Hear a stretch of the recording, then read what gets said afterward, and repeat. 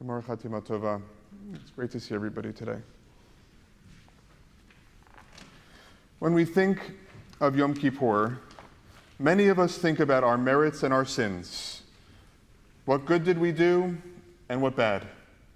And for those mistakes and sins committed, we seek apology and forgiveness on this Day of Atonement.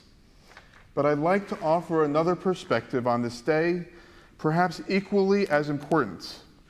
How are we spending our time? And have we prioritized the right things?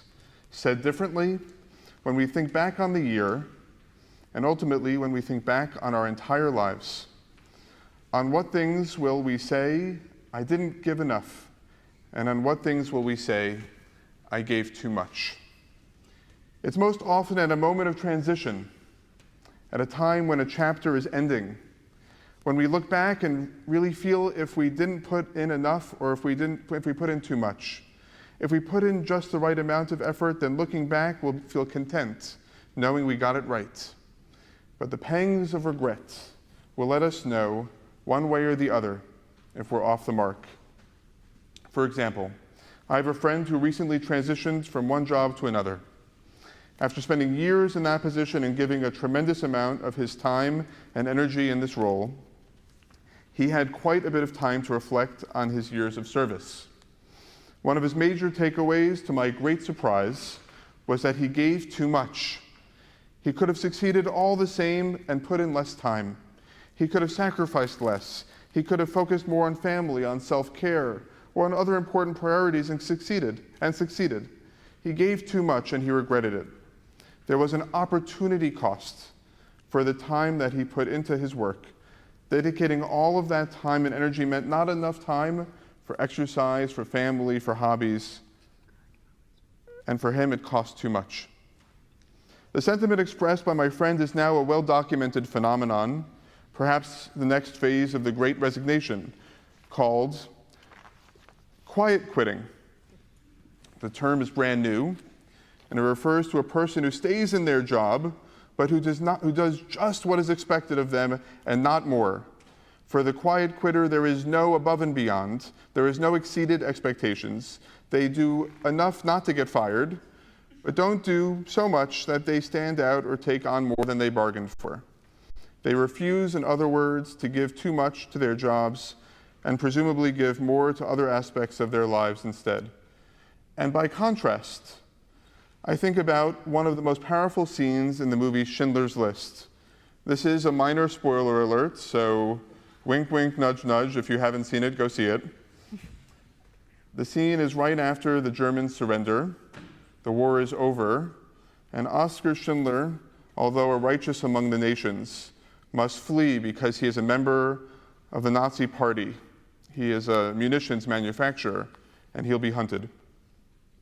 And there's an excerpt from the screenplay that I want you to hear. Schindler and Emily emerge from his quarters, each carrying a small suitcase. In the dark, some distance away from his Mercedes, stand all 1,200 workers.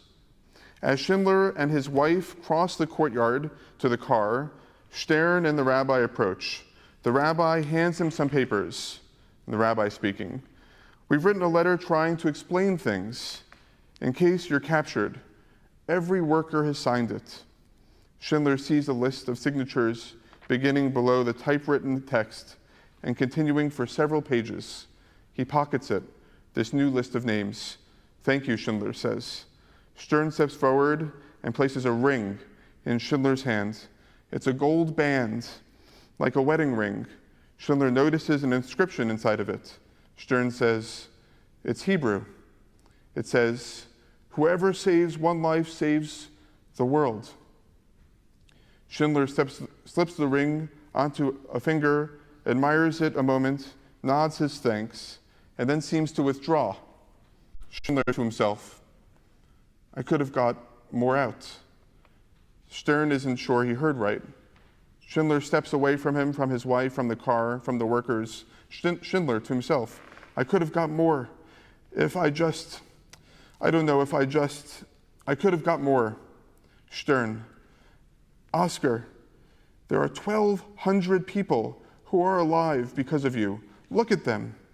He can't. Schindler, if I'd made more money, I threw away so much money, you have no idea. If I just, there will be generations because of what you did. I didn't do enough. You did so much. Schindler starts to lose it. The tears coming, Stern too. The look on Schindler's face as his eyes sweep across the faces of the workers is one of apology, begging them to forgive him for not doing more. This heart-wrenching scene is what I think about when I think of not giving enough. Schindler saved 1,200 people, but all he can think about as he says goodbye to them is that he could have done more. Of course, in his case, the giving more was about life or death. The more he gave, the more people might have been saved. He did so much, even as he could have done so much more. In both cases, it took until the end to realize the error. In my friend's case, it took until the end of his time in the position for him to realize that he gave too much. And in Schindler's case, it took until the literal last seconds of his time at the factory with the workers who he saved for him to feel that he didn't give enough. The practice of Yom Kippur means that we can preempt these regrets and fix them before we get to the end and find ourselves full of regret. That's because Yom Kippur is a rehearsal of our own ends. We do not eat, we do not drink, we do not bathe. We emulate the lives of angels, focusing entirely on the spiritual and not on the physical. We wear white, not just because it's a symbol of purity, but because it's like the white shrouds that we are buried in. We reenact the end of our lives so that we can make our necessary adjustments before the end, before it's too late. Once a year, we give ourselves some urgency to think about the most difficult and pressing of matters, like it's our last time to do so. We can change our habits. We can break free from our routines. We can readjust our daily lives before we get to the actual end and find ourselves regretting it. And on this Yom Kippur evening, as we begin our experience of this awesome and holiest of days, I ask you, to what are you giving too much? And to what aren't you giving enough? It's a hard question to answer. I know it. How are we to know? In truth, I think we often know more than we think we do. We get feedback from others all the time. We get grades in courses. We get performance reviews at work. We get compliments, and we get nasty grams. We have tender moments, and we have fights. The paradoxical part of all of this is that often we're inclined to focus on the areas we're excelling at and to avoid the areas that we're struggling in. A workaholic might be excelling at work and will dedicate more time than is required because it feels great. But she might also be neglecting self-care or relationships in her life because she doesn't actually have the time or energy. Ironically, it's really the self-care or relationships that need more focus from her. But since those are more fraught, or she feels like she isn't really so good at them, it's really much less likely that she'll dedicate the time that she needs on them. It takes grit, it takes determination, and it takes a growth mindset to overcome the initial negative feedback. We get so caught up in our own routines and habits that it becomes exceptionally difficult to change. So I'll do the exercise. I feel like I need to model for a moment. How am I giving too much? How am I giving too little? How do I reflect on the question that I'm asking you? Okay.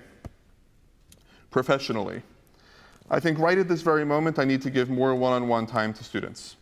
The CJL, to its exceptional credit, reaches about 85% of all Jewish students at Princeton in some way or other. But then there are the 15%. What about them? Is it possible that a Jewish student can come to Princeton and I'll never know them? Or that we won't have had a single meaningful moment together? Or that nobody on the entire CJL staff would have had a single meaningful moment together with them? It's reflecting on moments like this when I think that I need to give more, that I didn't give enough. And personally and paradoxically, I think I need to give more time to my family. It's my Kinderlach, the kiddos that are 3 and 1 right now in such formative, mischievous, adorable ages. We do Friday night dinner together, we do ritual, we light the candles, we make kiddush, we say hamotzi. They love grape juice and challah. They love singing Shabbat songs too. Put the chicken in the pot, stir it up till it's nice and hot, get it ready for Shabbat. Good Shabbat. They love it. It's really fun. We keep on going. We keep on going. But the nature of my job and our work is that I miss moments during the semester. And so the two values come into tension with one another. Do I give more time to my family or more time to my work? Our students, the Jewish community, have I found the balance to give just enough to both so that I won't regret leaning too far in one direction or the other? Such is just one of the very many things that I'm contemplating for myself on this Yom Kippur. And I model that for you so that you can have an example of how to do it in your own life. You're giving too little, you're giving too much is likely different than mine, though if it's the same, we should talk after services. What are you giving too little to? What are you giving too much to? And I acknowledge that as a male, cisgender, straight person married to a female, cisgender, straight person, I have it easier. I have it way easier. Parents, especially mothers, choose family over career all the time. Serena Williams, who is one of the all-time great tennis players and a mother, just recently announced that she'd be sunsetting her tennis career. She articulated the tensions around her decision like this. "Believe me," Serena said, "I never wanted to have to choose between tennis and a family. I don't think it's fair. If I were a guy, I wouldn't be writing this because I'd be out there playing and winning while my wife was doing the physical labor of expanding our family." And she continued, "I have never liked the word retirement. It doesn't feel like a modern word to me. I've been thinking of this as a transition, but I want to be sensitive about how I use that word, which means something very specific and important to a community of people. Maybe the best word to describe what I'm up to is evolution. I'm here to tell you that I'm evolving away from tennis toward other things that are important to me. A few years ago, I quietly started Serena Ventures, a venture capital firm. Soon after that, I started a family. I wanted to grow that family. It's not just about reallocating time. It's also about redefining who we are. Who is Serena Williams if she's not one of the world's best tennis players? Who is Oskar Schindler if he's not the owner of factories, not the one who's saving Jews during the Holocaust? Who is my friend if not the person in the role that he was in? Yet all of us evolve, as Serena put it. Our identities and priorities change over time. Princeton students graduate. Grad students become postdocs and professors. Students become my colleagues. People move from one position to another, sometimes within the organization and sometimes to another one. Students decide to switch from one eating club to a co-op, or from one eating club to another. Students decide to give more time to one student group and to give less time to another, or even to leave it all together. We assume leadership roles and we leave leadership roles. Some people go from single to married. Some people become parents. Some people become grandparents. Some people mourn the loss of grandparents, and some mourn the loss of parents. We are often changing what we give our time and energy to. Yom Kippur is a time to try all of this on for size. It's a time to act it out before it happens, to anticipate it, to do the emotional and spiritual work, to get ready before it's too late. In truth, time continues to reliably march on, and we continue to get older gradually. The transitions are always happening, though it is hard to see them sometimes. How we spend our time is changing too. We can find ourselves neglecting things, and we don't even realize it. But not you, and not this year.